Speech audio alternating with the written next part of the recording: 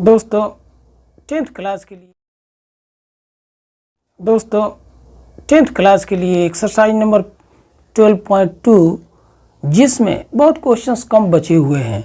10 question के बाद हमारे पास सवाल हैं और ये जितने क्वेश्चंस हैं ये रिलेटेड हैं किसी भी सर्कल में सेक्टर के लिए, मतलब वृत्तखंड के लिए प्रश्न है। जैसे क्वेश्चन नंबर 10 है कि किसी अम्ब्रेला में रिब्स की संख्या 8 है और इस तरह से सेक्टर बने हुए हैं। हर एक रिब्स जो सेंटर से उसका लेंथ है आखिरी छोर तक, मतलब जो वृत्त बना या त्रिज्याखंड बना उसमें त्रिज्या का मान है 45 सेंटीमीटर। तो एक सेक्टर का क्षेत्रफल निकालना है। अगर हम इसको बनाना चाहें तो पिक्चर में ऐसे डील कर सकते हैं कि एक छाता है, ऐसे छाता, और रिब्स कुछ ऐसे हैं। टोटल रिब्स हैं 8, ऐसे टोटल रिब्स 8 हैं, ऐसे छाता होगा।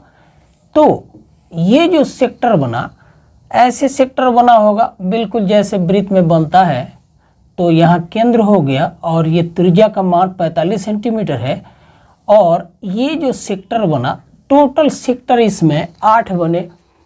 तो हमें चेक करना होगा, हमें पता करना होगा कि केंद्र पर कितना कोण बना। तो केंद्र के कोण के लिए हम जानते हैं वृत्त के केंद्र पर टोटल कोण हो गया 360 डिग्री। और अगर हमें एक कोण का मान निकालना हो तो टोटल 8 रिब्स हैं, मतलब 8 खंड बने हैं।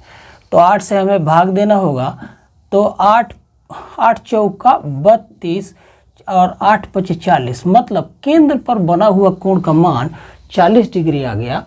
इसलिए प्रत्येक खंड का क्षेत्रफल के लिए हम लिख सकते हैं कि थीटा मतलब 45 डिग्री होल अपॉन 360। जैसा कि एक एक करके ये तीसरा वीडियो है इस एक्सरसाइज के लिए। 45 डिग्री अपॉन 360 इंटू पाई के लिए हम 22/7 लिखेंगे और आर स्क्वायर मतलब 45 त्रिज्या है तो 45 इंटू 45 और तब वर्ग सेंटीमीटर इसकी इकाई दे देंगे। यहाँ पर सेंटीमीटर का पावर 2 दे देंगे। तो क्रॉस करने पर 9 पचे 45 और 9 चौका 36, 4 से काटेंगे इसको तो ये 2 हो गया और ये हो गया 11। इस तरह से पूरे को मल्टीप्लाई करने पर ये कुछ ऐसा आया है। 7 चौका 28, 9 चौका 36, 40 आ गया। और बाकी हमने सिंप्लीफाई किया इसको तो ये आ गया था 2 ट्रिपल 2 और 7 5। आप क्रॉस कर सकते हैं, देख सकते हैं कि ये कितना आ रहा है। तो इतना अपॉन आया है 28 वर्ग सेंटीमीटर। अतः हम कह सकते हैं कि प्रत्येक रिब से जो वृत्तखंड बना, मतलब सेक्टर बना, उसका क्षेत्रफल इतना आएगा। और मुझे लगता है ये बात आप समझ रहे होंगे। मैं मुर्तजा अली और आप देख रहे हैं राकेश मैथ्स। 10th क्लास के लिए एक्सरसाइज नंबर 12.2 के रिमेनिंग क्वेश्चन जो बहुत कम है, मैंने सोचा इसको कर ही लिया जाए, क्यों छोड़ा जाए। अगला क्वेश्चन कुछ ऐसे है कि एक कार के 2 वाइपर्स हैं और दोनों ऐसे शीशे की सफाई कर रहे हैं। तो निश्चित रूप से सेक्टर बनेगा और जब सेक्टर बनेगा एक वृत्त का खंड बनेगा यहाँ पर भी। और दिया हुआ है कि वाइपर एक स्वीप में केंद्र पर कोण बना रहे 115 डिग्री और वाइपर का लेंथ का मान दिया हुआ 25 सेंटीमीटर। तो यहाँ भी सेक्टर का क्षेत्रफल निकालना है। बात बिल्कुल उसी तरह से है। क्वेश्चन नंबर 11 आप एनसीईआरटी की बुक का एक्सरसाइज नंबर 12.2 देख सकते हैं और क्वेश्चन का अंदाजा आपको लग जाएगा कि ये क्या क्वेश्चन है। हम यहाँ भी वाइपर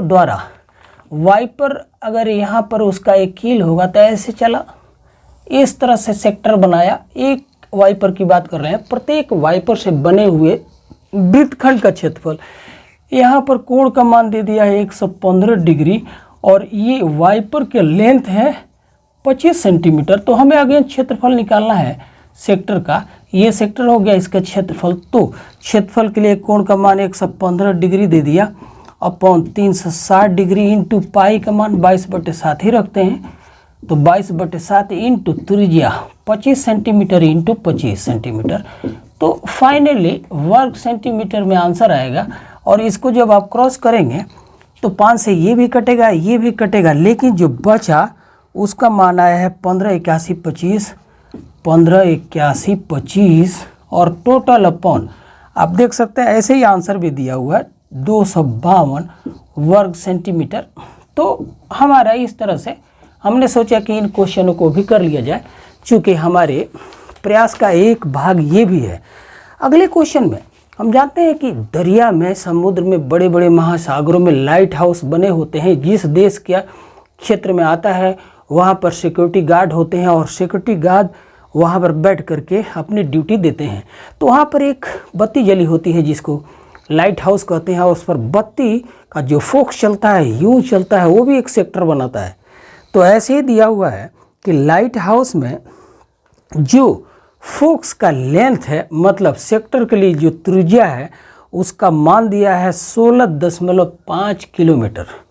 तो और केंद्र पर बना हुआ जो कोण है, मतलब लाइट हाउस, मतलब हम कह सकते हैं ऐसे ही इसको चित्र में ऐसे बनाया जाए, इसको ऐसे कुछ बना लेते हैं कि मान लीजिए कि सिक्योरिटी गार्ड जहाँ बैठा है, एक ये बत्ती है, यहाँ से लाइट निकल रही है ऐसे, तो सेक्टर बन गया एक, इस तरह से ये सेक्टर बन गया। यहाँ पर कोण बन रहा है 80 डिग्री का, और इसका मान मतलब त्रिज्या का मान 16.5 किलोमीटर है। तो यहाँ पर वर्ग किलोमीटर में आंसर लिख देंगे। तो ये सेक्टर जो बना, इसका क्षेत्रफल हमें निकालना है। इसके लिए हम पुनः वो 80 डिग्री कोण का मान अपॉन 360 इंटू पाई के लिए 22/7 ही रखते हैं। तो 22/7 इंटू 16.5 इंटू 16.5 अगर रखेंगे तो ये मान, मतलब यूनिट इसकी किलोमीटर करके स्क्वायर कर देना होगा वर्ग किलोमीटर, और क्रॉस करेंगे आप तो इसका मान हमने निकाला, ये आया था 189.97 वर्ग किलोमीटर। आप भी इसको बड़ी आराम से कर सकते हैं। अगले क्वेश्चन को हम लेते हैं। अगला क्वेश्चन है क्वेश्चन नंबर 13 है।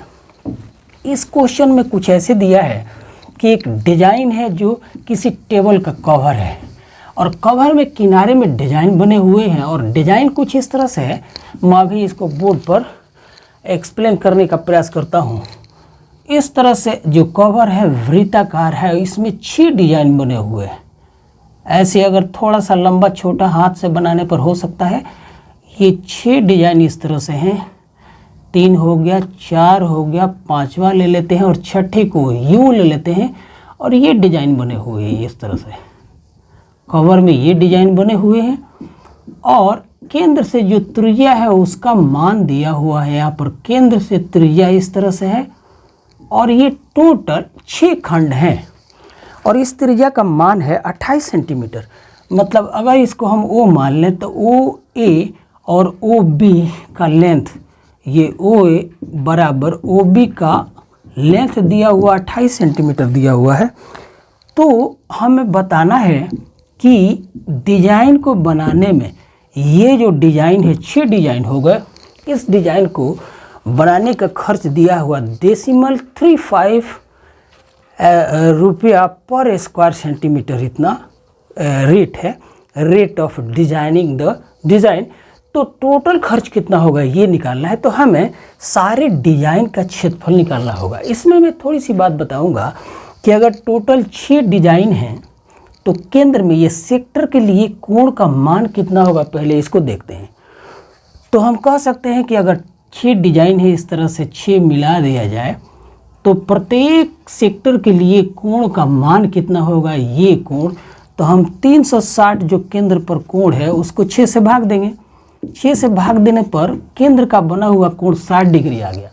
तो हम कह सकते हैं कि ये कोण अगर 60 डिग्री आ गया, और ये लंबाई दोनों त्रिज्या है, तो दोनों अब त्रिभुज ओ ए बी में ओ ए बराबर है ओ बी के, तो ये कोण इस कोण के बराबर होगा, क्योंकि त्रिभुज तब समद्विबाहु होगा।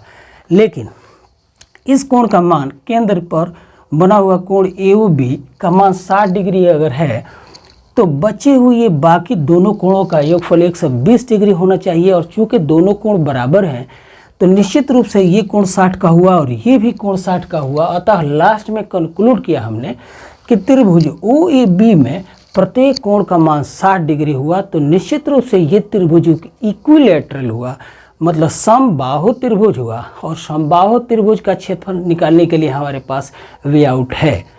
तो हम अगर एक डिजाइन का क्षेत्रफल निकालना चाहें तो क्या करेंगे, हमें पूरे वृत्त नहीं, सारे डिजाइन का क्षेत्रफल निकालते हैं तो पूरे वृत्त के क्षेत्रफल में से त्रिभुज का क्षेत्रफल माइनस कर देंगे, और इस तरह से 6 त्रिभुज है तो 6 त्रिभुज का क्षेत्रफल माइनस कर देंगे, और तब हमें टोटल खर्च आ जाएगा। तो हम कह सकते हैं कि डिजाइन का क्षेत्रफल बराबर, अभी हमने समझाने का प्रयास किया, डिजाइन का क्षेत्रफल हो जाएगा वृत्त का क्षेत्रफल मतलब पाई इंटू आर के लिए 28 वर्ग centimetre minus √3 upon 4 into side square मतलब 28 स्क्वायर, और इसमें हम 6 से गुणा कर दे तो 6 त्रिभुज हो गए, इतना वर्ग सेंटीमीटर टोटल मान होगा, टोटल क्षेत्रफल होगा। तो अगर हम पाई के लिए 22/7 रखें और 28 स्क्वायर को कॉमन कर लें, तो 28 स्क्वायर को कॉमन कर लिया तो ब्रैकेट में 22/7 माइनस √3 के लिए 1.7 रखते हैं अपॉन 4 हो गया इंटू 6 है, तो इतना वर्ग सेंटीमीटर हमारा क्षेत्रफल हो गया। अब टोटल खर्च तो रुपया में आ जाएगा, कितना हो जाएगा, तो ये हो गया 28 का वर्ग इंटू 22/7 माइनस 2 से इसको काट देते हैं तो यह 3 हो गया, 7 त्रिका 21 माइनस हो गया 7 त्रिका 21, 3 और 2 5, तो 5.1/2 इंटू, अब इसको गुणा कर दे 0.35 से, तो इतना रुपया हो जाएगा। आप कैलकुलेशन करेंगे और ये आराम से इसका आंसर आ जाएगा। और हमने जो किया इसमें मान कुछ ऐसे आया था, मान ये आया था शायद टोटल 161 रुपया .896 ऐसे कुछ आया था। आप देख सकते हैं कि ये कहाँ तक सही है। मेरा प्रयास था कि आपको बात क्लियर हो जाए, गुणा भाग तो कर लेंगे। लास्ट क्वेश्चन और फाइनल क्वेश्चन है, क्वेश्चन संख्या है 14, और इस तरह से हम एक्सरसाइज नंबर 12.2 का सारा क्वेश्चन आपके सामने दे चुके हैं। अब हम प्रयास करेंगे एक्सरसाइज नंबर 12.3 के सारे क्वेश्चंस दे दें, और उसके बाद तो मुझे लगता है कि 10th क्लास के NCERT बुक के लगभग सारे एक्सरसाइज का सॉल्यूशन आपके सामने होगा। और इस आशा में कि आप सारे क्वेश्चन को अगर देखेंगे और समझने का प्रयास करेंगे तो कोई प्रॉब्लम नहीं आना चाहिए। अब आइए, चौथा क्वेश्चन ये है कि किसी भी सेक्टर का एरिया शो करना है कि अगर किसी भी त्रिज्या वृत्तखंड के लिए अगर केंद्र का कोण P दिया हो तो त्रिज्या खंड मतलब सेक्टर का क्षेत्रफल कितना होगा। तो हम जानते हैं कोण अपॉन 360 इंटू πr² होना चाहिए, लेकिन इसके 4 विकल्प दिए हुए हैं और चारों विकल्प में ऐसा नहीं है, बल्कि यहाँ पर 2πr² है, तो हम यहाँ 2 से अगर मल्टीप्लाई कर दें तो यहाँ भी 2 से डिवाइड करना होगा। तब हम देखते हैं कि P अपॉन ये 72 मतलब 720 और इंटू 2πr² हो जाएगा, और ये विकल्प दिया हुआ है तो आपको ये विकल्प चुनना होगा। ये 1 नंबर वाला क्वेश्चन है। एक सेक्टर के लिए मतलब